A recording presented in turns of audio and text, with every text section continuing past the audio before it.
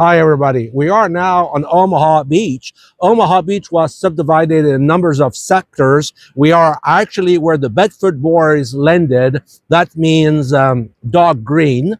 And this is the real carnage for the little community of Bedford. What I'm going to tell you now is a resume of my lecture I did a few years ago at Bedford, Virginia. On June 6, 1944, the seas of Normandy were rough, marked by white caps and swept by a cold, damp wind. Among the forces preparing for the assault was the 29th Infantry Division, a former National Guard unit composed of men from Virginia, Maryland, and Pennsylvania. Within the divisions, the 116th Infantry Regiment included Company A, which consisted of 35 volunteers from Bedford, Virginia. Company A was activated into federal service on February 3, 1941. Despite being a relatively new unit, it was highly regarded, having won numerous trophies in training. Before the U.S. entered the war, the citizen soldiers could not have imagined what lays ahead. After mobilization and the attack on Pearl Harbor, they trained and served in coastal defense duties along the Atlantic. On May 18, 1944, Company A moved from Tidworth Barracks to a marshalling area near Dorchester, England. It was only as they prepared to board the British troop ship Empire Javelin for France that they learned there would be the first wave of the invasion at 6:30 a.m. on June 6. The men were briefed on the formidable obstacles awaiting them. The German had placed three distinct lines of obstacles between the high and low water marks on Omaha Beach. The first line, about 250 yards from the high water mark, consisted of 10-foot-high steel structures rich with mines.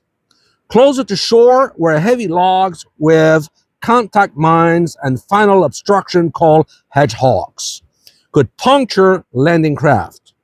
Above the beach lay barbed wires, thousands of buried mines, tallow mines. They were waterproof and steep cliffs, all heavily defended by the German 352nd Infantry Division, with machine guns, mortars, and artillery.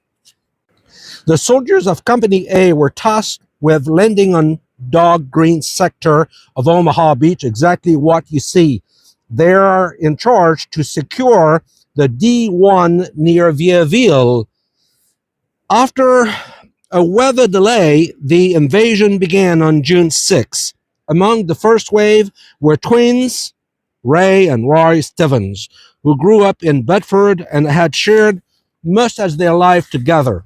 Earl Parker, another Bedford soldier, spoke of his neighbor's daughter and his hope to see her at least once. People were serious about this thing. Roy remembered, "We knew somebody was going to die, and it wasn't going to be long. There was no swearing or cursing like you see in the movies." At 3 a.m. on June 6, Company A assembled on Empire Javelins and boarded the landing craft. Roy and Ray Stevens separated into two different boats, promised to meet on shore. As the LCA formed up in the rough sea, the soldiers were soaked and fearful, bailing water from their boats with their helmets. Naval and artillery fire defend the men and they approached the beach, but soon German fire became intense. Boat number 5 was the first to sink, causing the death of 6 Company A members. Boat number 3 was hit by a shell, killing several and throwing more into the water, where they drowned. Roy Stevens' boat struck an obstacle and sunk. He survived only with the help of Clyde Powers, another Bedford native, who cut off Roy heavy packs. Survivors were rescued after nearly 2 hours in the freezing cold water. Roy survived, but this brother Ray was killed by machine gun fire. Roy later found Ray's grave on Omaha Beach and struggled to tell his family the devastating news. Lieutenant Edward Titrick landed with boat number 2. Expecting bomb craters for covers, the U.S. Army Air Force had dropped their bombs too far inland, leaving the men exposed. When the ramp dropped at 6:30 a.m., German defenders unleashed devastating fire, causing chaos and heavy casualties. Ray Nance in boat number 1 remembered, "The minute the ramp went down, they opened up. We must have been torn pretty badly. A good many men were killed on the ramp." Nance left the landing craft and plunged into the chest-deep water. "I think that is what saved me," he recalled.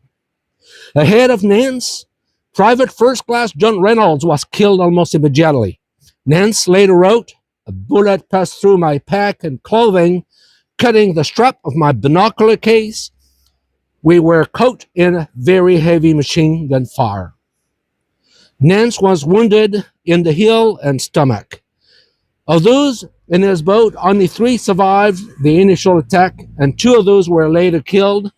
Cecil Brennan was the only survivor untouched. Many soldiers never made it the waterline.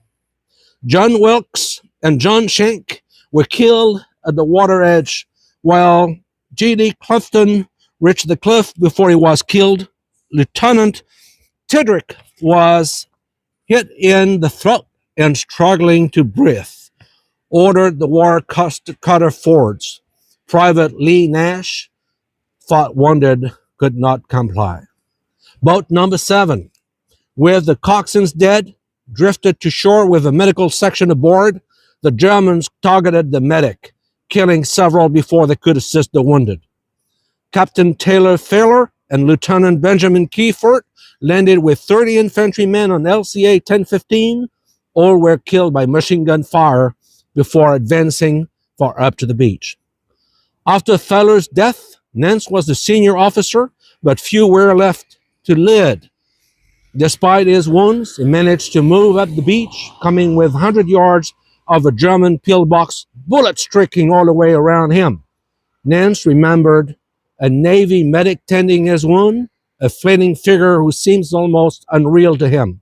The medic compared the carnage to Salerno before disappearing. In less than 10 minutes, Company A was nearly wiped out, but by the end of the first hour, only a handful of survivors remained. Handled by the seawall, suffering from shocks and wounds, by nightfall, of the 230 men in Company A, only 18 unhurt. "It took me until 11 a.m. to reach the bank," Nance recalled. "You can't imagine the sight of all the bodies lying close together. I knew what's happened then." Bob Slaughter of Company D described the beach the next morning. The tide was coming in and was started to disbelieve in this wasted scene. Hundreds of dead bodies and wrecked hulks littered to somewhat tranquil shore. There were wrecked landing craft, burnout tanks, LSTs, ammo, helmets, grenade, but most shocking were the cold and bloody bodies washing in the surf. Company A had suffered over 90% casualties, and a few days later, 4 more would die in combat. The town of Bedford, with a population of 3,200, suffered the highest one-day loss in the entire United States. Early reports downplayed the losses, but as weeks passed, anxiety grew. The people knew their Bedford boys were in heavy fighting, but did not realize the extent of their losses. A month later, the Bedford Bulletin reported that Company A had been in the first wave. Still, there were not confirmed casualties. On July 17, telegrams began to arrive at Green Drugstore, each bearing condolence from the Secretary of War. By week's end, 22 Bedford men were dead, and the entire town mourned. Elizabeth Teese, who delivered the telegram, remembered the shocks and sorrow.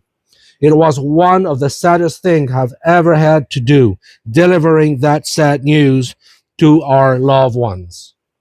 The Hobach family suffered the greatest loss. On Sunday, a telegram arrived for John and Macy Hobach stating their son Bedford had been killed. The next day, another telegram announced their son Raymond was missing in action. Their daughter Lucille later recalled, "My mother was never the same after." The Hobachs received Raymond Bibles in the mail found on Omaha Beach, but his body was never recovered.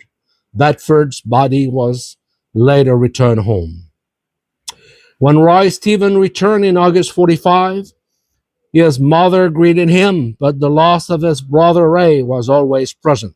The survivors were welcomed home, but the town was never was the survivors were welcomed back home, but the town was forever changed. The memories of the fallen, young, hopeful, and innocent remain undiminished through time.